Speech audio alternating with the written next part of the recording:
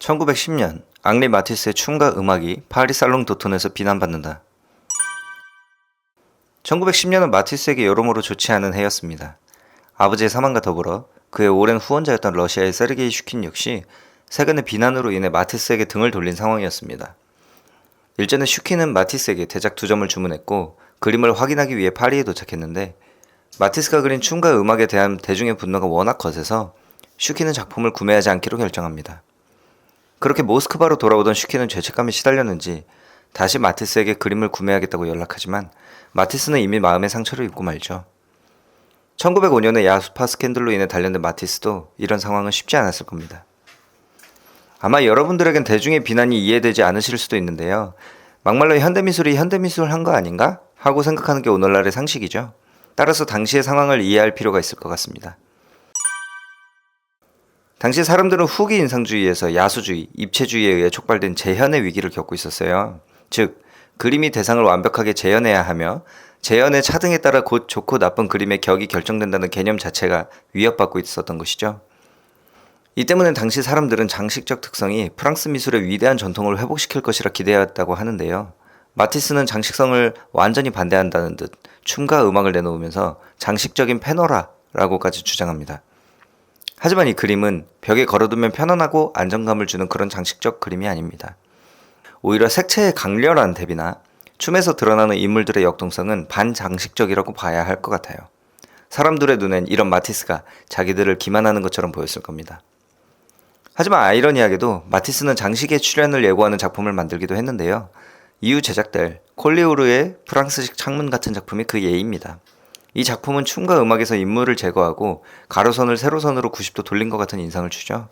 후에 등장할 바넨 뉴먼이나 마크 로스코와 같은 추상표현주의의 등장을 예언하는 것처럼 보이기도 합니다. 오늘날 추상표현주의가 더없이 격조 높은 장식이 되었다는 점에서 마티스는 시대를 꿰뚫은 예술가가 아니었나 싶기도 합니다. 아무튼 이후 스페인으로 간 마티스는 불면증에 시달리고 나서 스페인 정물과 세비야 정물 같은 무척 불안정해 보이는 작품들을 제작하는데요. 이 작품들은 우리가 익히 알고 있는 정물들과 달리 정적이지도 않고 그 형태를 일정한 관점에서 배열하고 식별해내기가 굉장히 곤란한데요. 관람자는 오랜 아카데미의 관습과 인간의 근대성이 유발하는 시각적 통일성 아래서 그림을 쾌적하게 보고 싶어 하지만 그런 욕구는 두 정물 앞에서 좌절됩니다. 이와 같은 시선의 통제에 대한 배반은 춤과 음악에도 내포되어 있습니다.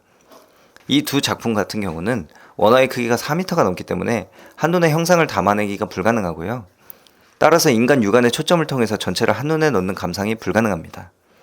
때문에 두 작품은 중세의 원근법에 대한 대립적인, 즉 반배열적이고 반시각적인 작품이 되는 겁니다. 이를 보다 정확하게 이해하기 위해 원근법에 대해 간단히 말하고 넘어갈게요. 아마 여러분도 잘 아실 테지만 13세기 원근법이 발명된 이래 우리는 그림을 하나의 시점 안에서 무척 편안하게 이해할 수 있었죠. 소실점에서부터 멀면 크게, 가까우면 작게 그리는 것을 통해 멀고 가깝다는 느낌을 드러낼 수 있었습니다. 이때 관람자의 시선은 소실점을 찾기만 하면 전체를 용이하게 파악할 수 있다는 아주 간단명료한 공식을 따라서 그림을 식별할 수 있었습니다. 그런 점에서 이것은 시각적이라기보다는 수학적인 것이죠. 멀고 가까운 것은 비례의 문제가 되었으니까요. 그러나 이후 모더니즘의 여러 작품들은 이 소실점과 1대1로 대응하는 단한, 신적인 하나의 눈을 거부하는 움직임들을 드러냅니다.